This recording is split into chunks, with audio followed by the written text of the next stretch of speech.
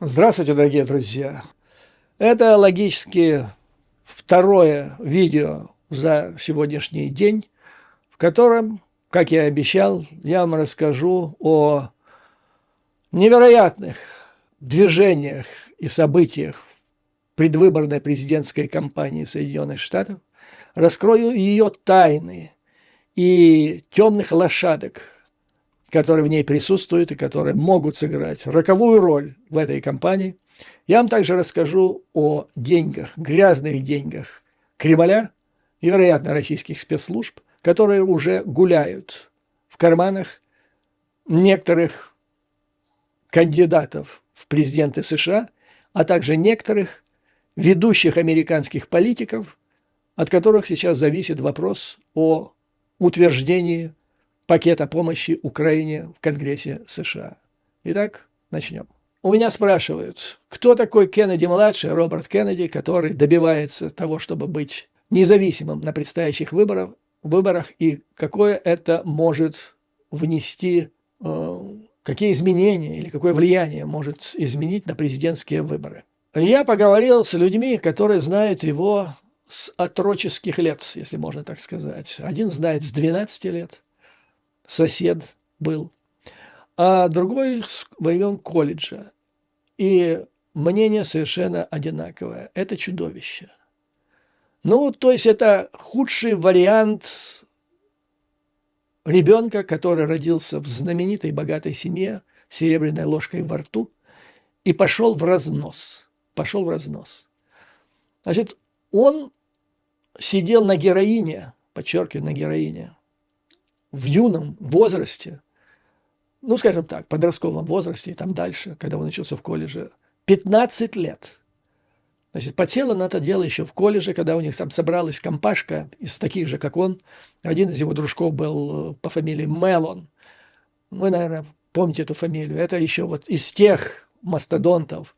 Рокфеллер, Карнеги, Морганы, Меллоны.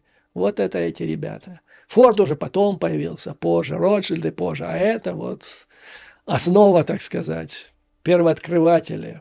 Так вот, значит, эта вся компашка гудела там. Но не учился в колледже в этом, хотя, по-моему, там нарисовали ему, выдали ему диплом гарвардского. Я не помню, какой колледж, но какой-то, он лучшие школы заканчивал, потом в колледж он поступил. Но это все была фигня. Он жестко сидел на героине до тех пор, пока он не рухнул. То есть коллапс у него был в аэропорту. Ну, дело, то есть до этого держали в тени, потом это стало публично, его закатали в клинику. Надо отдать должное, то есть после 15 лет героина и завязать с этим делом. Наверное, насколько я читал это нелегко, завязал. Но человеком он не стал. Он был настолько ужасен, причем в своем ближайшем окружении, что его вторая жена повесилась, не выдержав такого мужа рядом с собой. Вторая его проблема была неразборчивость, но не то, что он, то, что называется sexual predator, то есть сексуальный хищник, если можно назвать. Вот. И это нечистоплотность просто, вот, которая проявлялась чуть ли не в процессе инцеста. Но это, не хочу даже углубляться в эту гадость, но это продолжается до сих пор. У него нет никаких идей совершенно. Он до сих пор крутится в кругу вот этих типа Меллонов, в том же самом кругу, который привел его к героину. Это оргии, ну, правда, с этим самым он завязал. Ему нужны деньги, нужна слава по возможности. И у него есть кое-какие связи, которые личные, которые могли бы ему дать деньги. Ну, вот, например, значит, он сошелся и сделал ее теперь руководителем избирательной кампании. Это Николь Шанахан. Кто такая Николь Шанахан? Она наполовину китаянка, мать ее китаянка. Она работает юрисконсультом. Вернее, работала в Гугле. Почему в Гугле юрисконсультом? Потому что первый ее муж был всем известный Сергей Грин, один из основателей Гугла.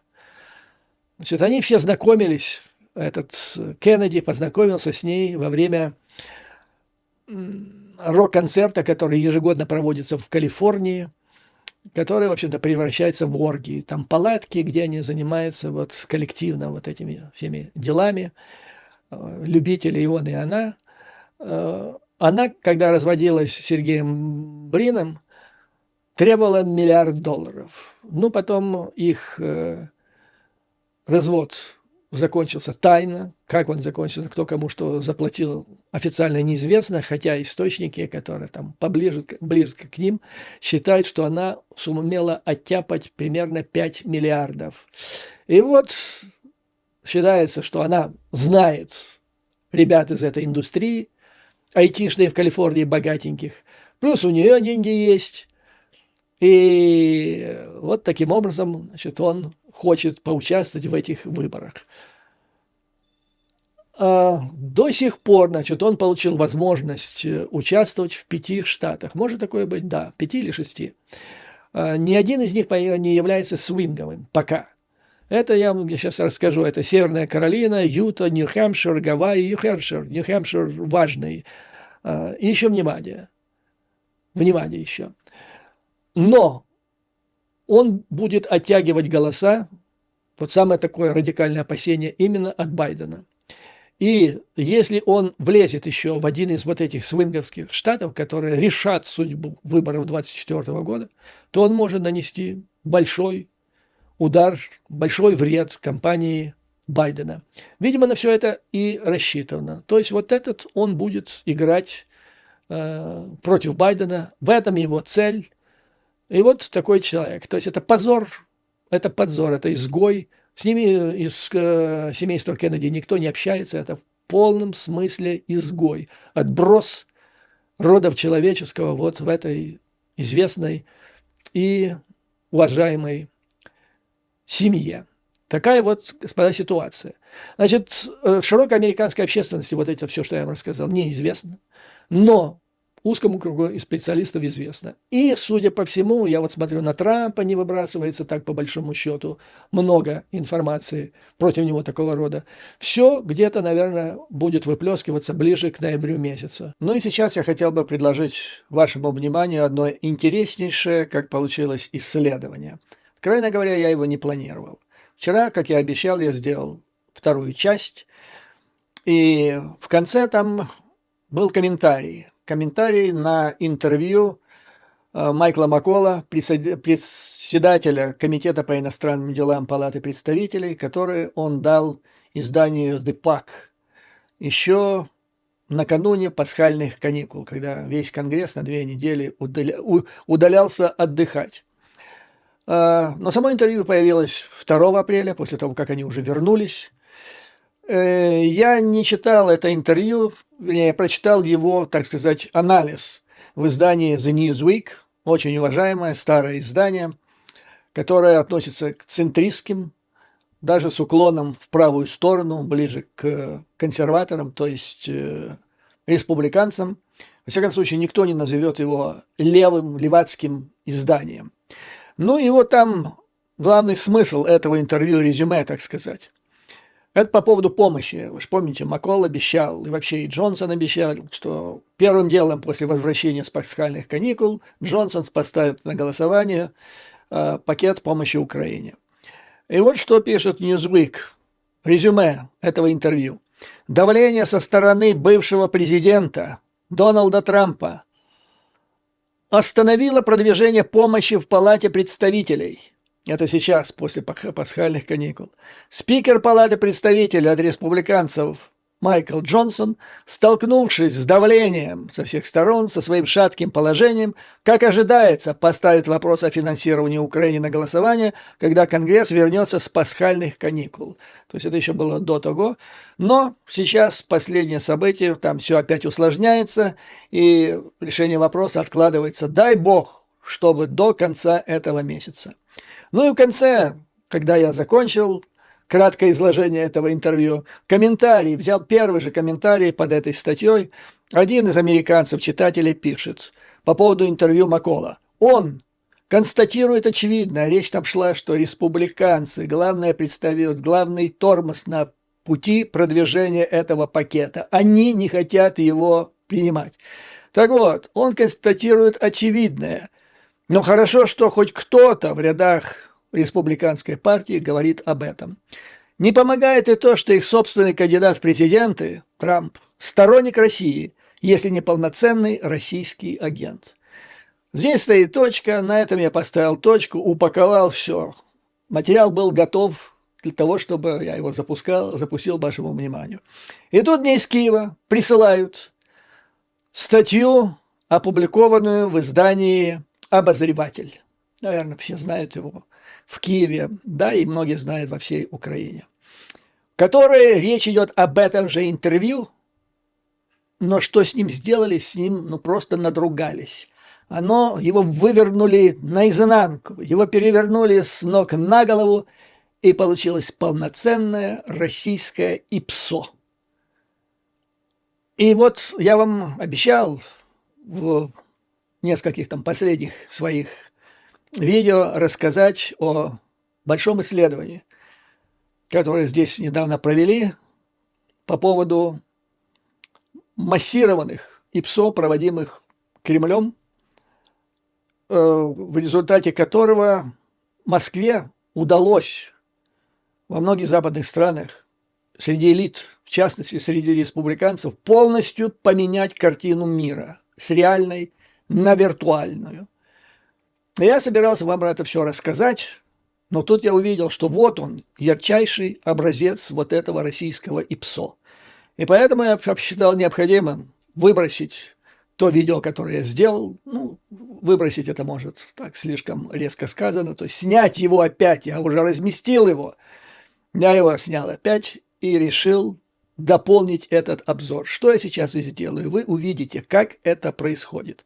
Итак, полное интервью, такое, как опубликовал Майкл Маккол в издании The Pack накануне пасхальных праздников. Называется оно «Бодрая беседа с Майклом Макколом», дальше, главой комитета и так далее. Внимание! О сложной задаче убедить республиканцев в необходимости помочь спасти Украину. То есть главная задача, главная проблема на пути помощи Украине – это республиканцы. Их нужно убедить, что необходимо помочь спасти Украину. Они этого не понимают, видите ли, их надо убеждать.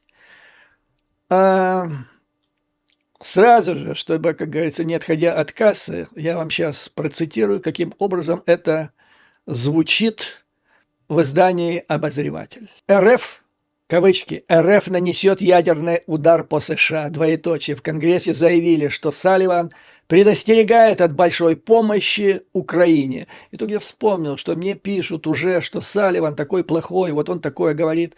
Я не знал, откуда это. Вот она откуда. Так вот, этот заголовок. Вот тут начинается ложь наглая, пошлая, не просто ложь. Это есть ИПСО. Во всем мерзком цвете. Потому что Салливан не говорил, что РФ нанесет ядерный удар по Соединенным Штатам. И не говорил это Конгрессу. И он не предостерегал никого от большой помощи Украине. Все это ложь. И дальше она по форме это ложь, потому что интервью, я его скачал в Word-процессор, все интервью заняло примерно 18 страниц, печатных 18 страниц. Из них 2,5 страницы, 2 страницы, это вот то, что было отражено в издании «Обозреватель». А остальные 16, они совсем о другом. Они о республиканцах, об основной проблеме помощи Украине. Так вот, все 18 страниц нафиг были выброшены. Было выдернуто 2 страницы из этого интервью. Там все поменяли, закавычили там, где не надо, пристегнули то, чего не должно пристегивать, и все перевернули. Вместо республиканцев и Трампа виноватым оказался несчастный Салливан, который, видите ли, чего-то там предостерег. Ну, а вот теперь давайте пойдем по настоящему интервью, чтобы вы поняли, о чем здесь речь. Итак, главная проблема Маккола. А Маккол – это тот человек, я вам рассказывал, он был уполномочен когда все коллеги его республиканцы уходили на пасхальные каникулы, он был уполномочен подготовить вариант Палаты представителей о помощи Украине. Я о нем рассказывал, вы знаете. Так вот, что он говорил накануне Пасхи?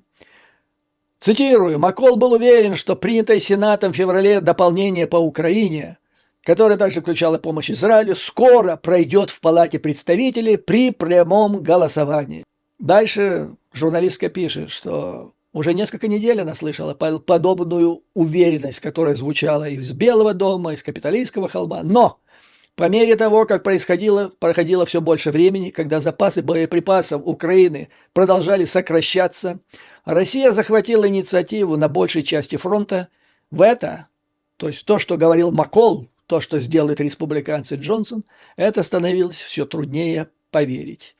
Дальше объясняется, но Джонсон новичок. Никогда он не был в должности спикера, все ему в новизну, это требует определенных навыков. Он оказался под прицелом практически всех. Важнейший вопрос судьбы мира, он не знает, как приступить к этому делу. Поэтому он испытывал давление со стороны республиканцев-рейганистов, в том числе Макола, лидера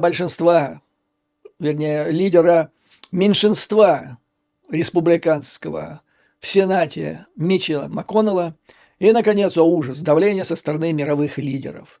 И вот поэтому, под этим сильнейшим давлением, беспрецедентным, скажу вам, это все привело к тому, что Джонсон приблизился к тому, чтобы позволить Палате представителей проголосовать за сенатский пакет помощи, при условии, что немножко туда внесет кое-какие косметические изменения и поставит его на голосование по возвращению. То есть уже на этой неделе это должно было поставлено на голосование. И вот Маколу поручено было эти косметические изменения внести. Я вам рассказывал о них. Это РЕПО, затем это приостановление, или вернее как отказ от приостановления, как они тут написали, планов администрации Байдена временно приостановить экспорт сжиженного газа в Европу. Это чушь, я вам разбивал это по пунктам, объяснял, почему это. Ну и, наконец, речь идет о символическом введении не бесплатного, а символического займа, что ли, или кредита Украине беспроцентного и так далее. Ну и, в общем, он с этим делом справлялся. Справился он с этим делом, и вот что он заявляет. Он возвращается и сталкивается с колоссальным влиянием, которое оказала и оказывает российская пропаганда на его коллег по партии, не на демократов. Он говорил именно о республиканцах, политиках республиканцев и о их базе избирателей. Вот что говорит журналистка. Когда, значит, он сам, Макол, боролся во время праймерис с другим представителем республиканской партии, тот обвинил его в том, что для Макола, значит, он слишком много обращает внимания на иностранные дела, в том числе Украины, а для настоящего американца иностранные дела – это прежде всего Америка. Журналист вопрос задает, находит ли это отклик в вашем округе? Макол: да, в некоторой степени. Я думаю, что российская пропаганда проникла в Соединенные Штаты и заразила значительную часть базы моей партии.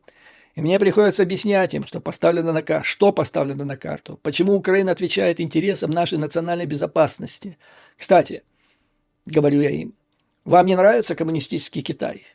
А знаете ли вы, что коммунистический Китай в союзе с Россией вместе с аятоллами Ирана? Так что, когда вы объясняете это им, то есть вот этим дебилам, а я им говорил, что сторонник этой республиканской партии в силу изменившейся демографической ситуации в стране, это в основном люди с низким уровнем образования, следовательно, интеллекта. Так вот, когда вы объясняете им все таким образом, они вроде начинают это понимать, но не совсем. Не совсем. Журналисты спрашивают, почему Украина так непопулярна среди правых, то есть республиканцев, прежде всего трампистов? Вы понимаете это? Ответ Макола, это один из старожилов, конгрессменов, член влиятельнейшего комитета по иностранным делам. Его ответ: я не понимаю. Он не понимает, что произошло с республиканским электоратом и его представителей в Конгрессе. Он рассказывает, что он принадлежит к рейганистам. Он всегда верил в лидерство Америки в свободном мире. Он всегда был за сильное НАТО. Он в восторге, что оно расширилось. Но он ломает голову, не может понять, что происходит с его партией дальше. Я не знаю. Может быть, дело в импичменте, который произошел с Трампом из-за Украины, как он тут, ну, в связи с Украиной, скажем так. Может быть, в этом, то есть подоплека, что, может, он затаил просто личную злобу на Украину. А Трампа и все поперло на всю республиканскую партию. Вот вам, пожалуйста, и партия, в которой один баламут по личной прихоти может все изменить. Дальше цитирую, продолжаю. Или же они, то есть республиканцы, просто считают, что Украина – это коррумпированная страна, и думают, что в отношении Украины мы выбрасываем деньги в черную дыру. Ну, есть еще такая мифология, что Трамп питает симпатию к сильным людям, например, Путин, Си, Орбан или Ким Чен Ын. Да, Ким Чен Ын, маленький человек-ракета, говорит Маккол. Он вспоминает, что когда Трамп был президентом, Маккол в качестве председателя комитета, он поставил свою подпись, дал согласие на соглашение о предоставлении Украине летальной помощи на $300 миллионов. Я вам неоднократно говорил, указывал на эту ложь трампистов, которые говорят, что а вот Трамп дал $300 миллионов. Это не Трамп дал. Трамп ничего не хотел давать, он рогом упирался. Это Конгресс по своей инициативе принял это решение. Трамп всячески сопротивлялся ему. А потом случилась вся история с импичментом. Ну, вы знаете, это злополучный телефонный разговор Трампа с Зеленским, который не похож на Си, на Орбана, не говоря же о Путине, но и даже не дотягивает до Ким Чен Ына, наверное, потому что к тому Трамп относился с большим уважением, а Зеленский, значит, он не из этой когорты, вы понимаете? Идиотизм какой-то. Я не знаю, возможно, это омрачило отношение Трампа к Украине. Ну, хорошо Трампа, но почему здесь вся партия, это старая великая партия сокращения, Great Old Party. Что с ней произошло, когда кто-то по личной причине может развернуть всю страну и поставить под угрозу весь мир? Для него это загадка. Он правильно говорит, для меня это звучит так.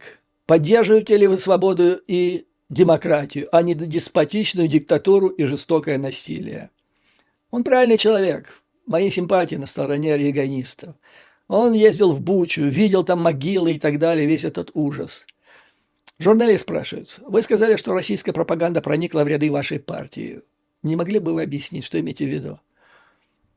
Ответ. Есть несколько ночных развлекательных шоу, которые, кажется, крутят, например, ну, здесь в Америке. И я вижу там российскую пропаганду в некоторых из них. И она почти идентична тому, что говорят на российском телевидении. И это же крутят у нас, эту же пропаганду. И та же самая проблема в Европе. Я имею в виду, что Россия очень эффективна в этом. Люди читают, внимание, различные издания, посвященные теории заговора. Конспирология, господа. Это оружие Кремля, о чем я вам твержу уже несколько видео, несколько дней подряд. Это рашенские все штучки. Об этом Маккол, не сговариваясь со мной, говорит. Это различные издания, посвященные теории заговора, которые просто не соответствуют действительности. И они фактически моделируют российскую пропаганду. И мне приходится объяснять им, своим избирателям, на самом деле вы жертва российской пропаганды. И то, что вы говорите, вы распространяете тем самым российскую пропаганду. Они ему отвечают, о нет, это не так. Ну кто ж, какой конспиролог верит в то или может признаться, что он конспиролог? Кто может признаться, что он повторяет, как попугай, российскую пропаганду? Но он отвечает за свою партию. Они говорят о том, что демократы этим заражены. Нет, это проблема республиканцев. Журналистка спрашивает, у вас есть примеры республиканцев, которые распространяют российскую пропаганду? Я думаю, что это довольно очевидно. Это очевидно, все это видят. Но Маккол, а тут предвыборная кампания, он рассмеялся, а его сотрудники быстро вмешались, сказали, что мы можем обсудить это без протокола, не под запись, не под запись. Хорошо, значит, спрашивает журналистка. А когда вы спрашиваете людей в своем округе, поддержите ли свободу и демократию, это находит отклик. Ну да, он начинает мяться. Я задаюсь этим вопросом, потому что это всегда были демократия, свобода, права человека. Опять он начинает про Рейгана вспоминать, про Буша. Он возвращается в 30-е годы, он говорит, что сейчас вот ситуация, как в конце 30-х годов, вот-вот, не оказав помощи Украине, может произойти непоправимое, примерно то же самое, что началось с 1 сентября 1939 года, но не отвечает на вопрос, что ему говорят его избиратели, когда он задает вопрос сейчас о свободе, демократии, ценности, правах человека. Народ не понимает по причине, которую я им изложил выше. Реднеки, они не задумываются этими вещами. Теории заговоров им ближе. И так получилось, что хорошо сконструированная российская пропаганда легче проникает в массы, ширнормассы этих избирателей, чем идеи, которые традиционно были в душе, в сознании каждого американца. Свобода, демократия, права человека. Дальше он говорит, что он может видеть много параллелей между тем, что было в конце 30-х годов и так далее. И дальше. Если мы провалим этот пакет помощи Украине, и Путин захватит Украину, а это не займет у него много времени, говорит он, то где окажутся Соединенные Штаты? Будем ли мы сильнее или слабее? Да я думаю, что мы уже проецируем слабость. Именно поэтому, думаю я, он и вторгся в Украину. Вот такие слова, горькие представители республиканской партии. Но потом он пишет, где Путин увидел слабость Америки, что за этим последовало. Но это там и Северный поток был, то, как Америка уходила из Афганистана, хотя он знает, он наверняка знает, что этот уход предопределил и подстроил Трамп. Это его исполняющий обязанности министра обороны за буквально 3 месяца до окончания срока Трампа. По его указанию слетал в Кабул и заявил правительству, значит, ребята, имейте в виду, что мы, вот начнется новый срок, начнется новая каденция, и мы скажем талибам, что вы, талибы, должны найти общий язык с правительством, а правительству мы помогать больше не будем. Как только талибы это услышали, все. Вернее, в правительстве, в Кабуле услышали об этом, все. После этого страна была, государственный оборот были обречены просто на развал, что и произошло. Ну, бог с ним. А потом, когда американцы ушли, в Кремле, значит, все, труба Америки сбежала. И, внимание, слушайте, а потом мы увидели спутниковые снимки Российской Федерации, то есть территории, буквально через месяц или 2 после этого ухода, фактически бегства из Афганистана. И мы подумали, боже мой, они действительно собираются это сделать. Дальше они еще несколько раз возвращаются к этому. Ну, судя по тому, что они увидели, наверное, были это снимки пусковых установок российских ракет баллистических, которые начали разворачивать. Я думаю, что это был очередной блеф Путина. Но это, извините, это демонстрация. Когда это происходит, тебе тащат такие снимки, это с этого Карибский кризис начался. Но сейчас это гораздо проще. Тогда еще не знали, развернуты ли те ракеты или нет, и полетят ли они вообще. А сейчас, по идее... То есть это уже палец занесен над красной кнопкой. И так, боже мой, неужели не действительно? То есть Путин блефанул по полной программе. И потом, имея в виду этот экспириенс или этот путь, этот опыт, люди в Белом доме, в Конгрессе потом уже они оценивали, когда Путин говорил 24 февраля, что если вы, обращаясь к Западу, что-то предпримете, помешаете нам, то мы там такое, чего с вами не было за всю историю вашего существования. То есть, понимаете, другой контекст, другие ощущения. Журналист. С сентября я слышу от людей на холме, капиталистском администрации, что они верят в то, что им удастся это сделать, протолкнуть пакет помощи Украине. Но в это становится все труднее верить. Макол, мы должны.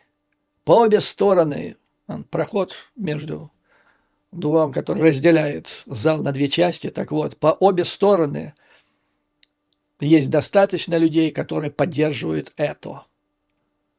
Окей, тоже витиеватый, уверенности нет. Как вы думаете, спикер Джонсон разрешит прямое голосование? Он намерен это сделать. Значит, не будет никаких петиций об обходе. Опять нет однозначного мнения. Мы обсуждали версию Палаты представителей с нашим вкладом. То есть версия Сената, вернее, в которой Палата представителей внесет тот вклад свой косметический, о котором я вам только что сказал. И вот это все о проблемах республиканской партии в статье. Затем идет эти 2 страницы, которые стали единственными в варианте обозревателя. Самым большим провалом этой администрации, на мой взгляд, стала робкая реакция в плане вооружений. Поэтому я соглашался на все сделки по продаже оружия за рубеж. Ну, тут он вспоминает, как это было. Сначала были стингеры. Ой, администрация сказала, это будет слишком провокационно. Потом то же самое было с хаймарсами. Потом танки, самолеты F-16, последний атакамс, дальнобойная артиллерия. Всегда они мне при этом говорили. То есть то все. Ну, в общем, боялись. Они боялись.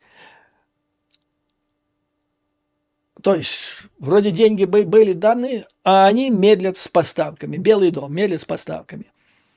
Когда видишь, что война ведется неэффективно, трудно объяснить это моим коллегам. Типа, ну да, они, то есть администрация, не слишком хорошо справляются с управлением, но я хочу, чтобы вложили в них больше средств. То есть дайте еще деньги. Но тут журналисты его ловят тут же. То есть вы находитесь как бы между молотом и наковальней.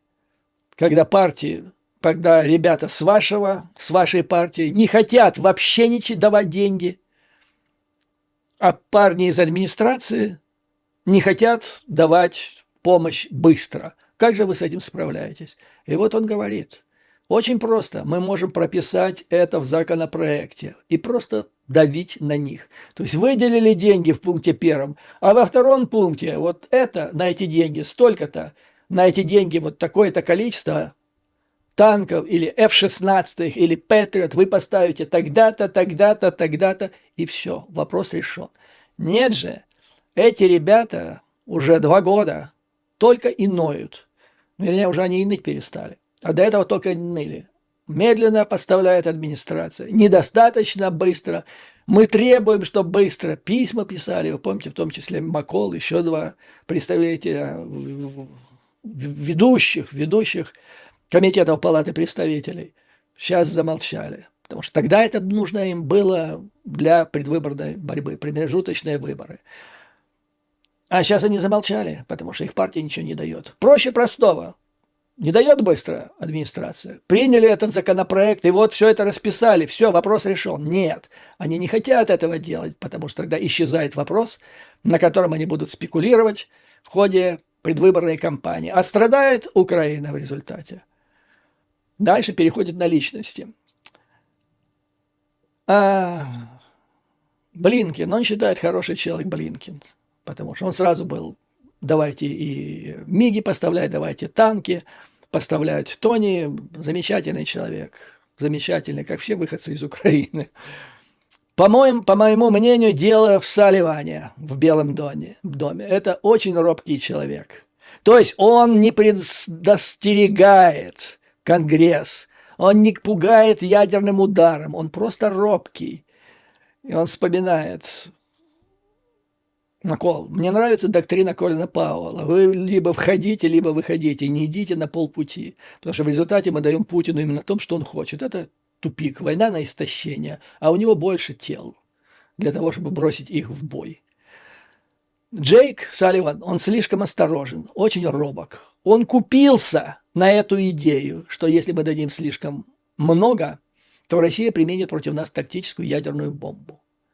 Опять-таки, он не предостерегает кого-то, он купился на эту идею, сам лично поверил в это. И он не кричит кому-то там, не угрожает, что там Конгрессу, что РФ нанесет ядерный удар. Это ложь все, это извращение информации, это дезинформация. Дальше Макол говорит, большинство разведданных, которые я видел, говорят о том, что русские не собираются это делать. Большинство говорят. То есть и меньшинство, которые говорят обратное. Ну вот Тони, то есть этот самый не Тони, а Джейк оказался тем человеком, которого, ёкнул. Он робкого десятка человек. Но опять-таки он никого ничего не призывает, никого ничего не требует. Он просто так считает. Он имеет право, он может повлиять на президента. И дальше он говорит, что я думаю, что Президент примерно такого же устройства. Слишком робок, осторожен. И причем самое удивительное, все то, о чем беспокоился Джейк Салливан, что это приведет к чему-то, потом мы это даем, отправляем, ничего не будет, ничего не происходит. То есть никаких ответов со стороны Раши, о чем мы неоднократно с вами говорили, но слишком поздно. То есть сами американцы прочертили себя с Белого дома, Госдепа, может, в какой-то степени, красной линии, сами себя сдержали. Плохо это, очень плохо, ужасно это. Но, ребята, он же сам говорил, это легко, элементарно решается. Пропишите это все, обяжите их законом. Нифига не делают, не хотят. Они вообще деньги не дают. И не прописывают в законе. Им это все нравится. Потому что можно вот во время предвыборной кампании вылезть на интервью и раздавать там интервью, критиковать Джейка Салливана, которого давно можно было приструнить. Ну, дальше, значит... И мы объясняем своим, значит, он говорит, ну вы же можете своих избирателей сказать, что большая часть помощи остается в Америке. Они этого не понимают, говорит Маккол. Я много говорю об этом, что 80% идет в нашу собственную оборонную промышленность, в базу, которую нужно модернизировать. И это именно в Красных Штатах. И у нас даже есть карта, которую мы показываем людям. Но у них какое-то что-то там щелкнуло в голове. Теперь считается, что военно-промышленный комплекс – это зло. Это зло. Это негуманно. Поэтому Маккол, вот я говорю, рассказываю им, как хорошо им, штатам, будет жить на этих заказах. Развитие штатов, миллиарды, работа у вас, зарплаты. Они мне говорят, оборонные подрядчики – это зло, а Маккол – просто поджигатель войны. Реднеку хорошо сидеть на печке, пить пиво, смотреть бейсбол, иногда ходить на полигоны, пострелять там на шутинг-рейнже. Вот оно и все. Точка, господа. Где вы увидели, я вам практически прошелся по всему интервью, о том, что в Конгрессе, там, что Салливан кого-то предостерегает о большой помощи, и что РФ нанесет ядерный удар по Соединенным Штатам. Но он испугался, да, потому что были соответствующие, робкий человек. А теперь посмотрим на большую картину. Что мы имеем вот в этом материале обозреватель? Это ИПСО. Это полное извращение картины, в результате которой главным врагом Украины в этот момент, который больше всего до всех волнует в Украине. Вопрос, жить или не жить, быть или не быть. И эта извращенная статья полностью обращает вину на Джейка Салливана и Байдена. Вот они. А на самом-то деле как? Во-первых, об этом ничего не говорит. Не зря из 20 страниц 18 речь идет о проблеме республиканцев. Почему не принимается этот законопроект. И об этом журнал Newsweek пишет, об этом комментарии, да ни для кого не секрет здесь, в Вашингтоне, что все застопорилось на республиканской партии. Об этом мировые лидеры им говорят. И даже не на всей республиканской партии, на МАГе, стоящий над ним Трампом, ну и этот несчастный, если его можно так назвать, этот самый Джонсон. И оба они по какой-то злой иронии судьбы на подсосе, денежном подсосе из Кремля. Вот незадача какая-то, да? То есть в этот, значит, критический момент издание, популярное, насколько я понимаю, в Украине, передает взволнованному народу Украины лжеинформацию, фактически тыкая пальцем в двух людей, от которых сейчас зависит помощь. То есть вы понимаете, что до ноября месяца единственное, об этом пишут в американских изданиях, что сейчас напряженно Белый дом работает с Джонсоном, без шума, без крика, деликатно, пытаясь его подтолкнуть, ну, поставь в конце концов на голосование. Придумают массу вариантов. Если не опустят сейчас руки Салливан и Байден, то все, помощи до ноября не будет. А там будет Трамп, который уже сказал, что он сделает. И все. То есть такое впечатление, значит, подведем маленький итог. Всем известно, под чьим руководством работает, кому принадлежит обозреватель. И, наверное, многим в Киеве известно, что господин Бродский, он под козырем. А козырь, мы знаем, кто такой козырь. И вот мы в результате мы имеем яркое явление кремлевского или ФСБшного ИПСО, которым страна, значит, которая полностью зависит от американской помощи, и ее руководство, которому вроде бы эта помощь вот так вот надо позарез, нагло лжет в отношении двух людей, от которых зависит эта помощь, нагло лжет. Но остается только сейчас сделать вывод, что козырю, прежде всего, и находящемуся под ним Бродскому поставлено задание до ноября месяца. Ну, то есть сказать Байдену, да ну тебя нафиг, вот так Байден и скажет, да, ребята, да нафиг вы мне нужны, я тут по ночам не сплю, тот же Джейк Салливан, русского ядерного удара боюсь напрасно, а вы мне вот такие подарки делаете. Да не буду я ничего не делать, и не будет он ничего делать. И вот вам результат ИПСО, кремлевского ИПСО. Вариант закончился. А потом приходит Трамп, ну и козырь заявляет народу, через Зеленского, через написанную Зеленскому бумагу, что нас предали наши союзники, они ничего для нас не сделали, мы на произвол судьбы брошены, поэтому нам ничего не остается делать, как заключать договорничок. Вот такая, господа, ситуация. Это вот реальный вам образец наглого, пошлого, дешевого ИПСО, о котором бы и я бы не узнал. Если бы я не прочитал если бы мне не прислали из Киева материал, который опубликован в «Обозревателе». После этого я зашел уже, почитал оригинальное интервью, и я ужаснулся. Насколько тупое, топорное ИПСО. Ну и завершу этот обзор еще одним объяснением, вот продолжение по поводу российского агента. Судя по всему, повторяется история, которая была в 2000-х годах, когда Трамп, обанкротившись очередной раз, развалив свой бизнес, он для него стало невозможным получать кредиты для бизнес-операций в Соединенных Штатах Америки. Никто не давал ему никаких денег. Ну и бизнес все остановился. В это время, как потом признал его сын, Дональд Трамп-младший, в обороте капитала Trump Organization главную роль начали играть российские деньги. То есть Раша взяла на содержание будущего президента Соединенных Штатов Америки. Оставим пока это дело о том, что было в 2000-х годах, хотя это все задокументировано, имеет место быть. Но теперь происходит повторение всего этого. И оно связано с именем Антон Постольников. Это российско-американский бизнесмен из Майами, подозреваемый сейчас в получении почти 23 миллионов долларов в результате торговли инсайдерской информацией, связанной со слиянием, недавним слиянием Trump Media, это то, что Трамп создал себе как альтернативу Твиттера, когда его оттуда выгнали, и Digital World Acquisition Group.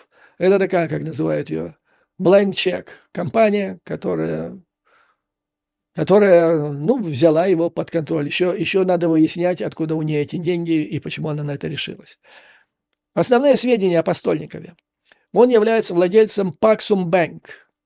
Это банк, который он основал в Доминике и обслуживает порноиндустрию.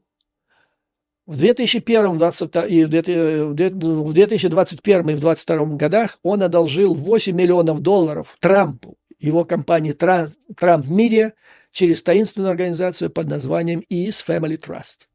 Значит, в то время вот эта Trump Media, которая фактически была единственным бизнесом Трампа, и он заработал аж целых 4 миллиона долларов за год. То есть, вообще смешно, да, для человека, который себя позиционирует в качестве миллиардера. А если бы не эти 8 миллионов, вообще бы в трубу бы были. Все, безработный совершенно, и человек без бизнеса. То есть спасли его бизнес очередной раз. Paxum Bank в Доминикане, подчеркиваю, Карибский бассейн. Кто не знает, я вам расскажу. Кто помнит, напомню. Кто знает, давно дело было, напомню. Значит, первые попытки спецслужб Российской Федерации замутить банк на территории Америки, значит, Американцы сказали, ноги не будет здесь российского банка. Потом, значит, начались попытки сделать банк, интернет-банк, где-нибудь на Карибах, с тем, чтобы через интернет, ну, как сейчас это широко распространено, можно было открывать счета, делать транзакции туда-сюда. Так этим делом ЦРУ занималась. Не дали. Этот банк хотели организовать на Антигуа. То есть американцы надавили на правительство, никакого банка, потому что они считали, что это будет инструмент отмывания денег и потока российских грязных денег в американскую финансовую систему. Теперь в Доминике банк Паксум. Значит, кто такой вообще Постольников? Постольников – это племянник Александра Смирнова, который в 2008 году, если память не изменяет, был назначен шефом, тогда это называлось отделом протокол и информации администрации Путина. Протокол, информация. Ну, что ж, какие... Кто должен был сидеть на этих должностях? Правда, с тех пор он ушел из администрации, но он не ушел из системы. Вот возникает этот бомчишка, ну, то есть по всем параметрам, канонам, и если учитывать предыдущие операции, неудавшиеся тогда, но это операция российских спецслужб. Плюс, значит, при нем через Паксумбанк напрямую давать деньги Трампу, ну, не было бы, не камильфо. Поэтому, значит, запустили это через ES Family Trust при этом банке. Что такое ES Family Trust, вообще не знает никто. Опять же, там единственное лицо – это Постольников и Family Trust.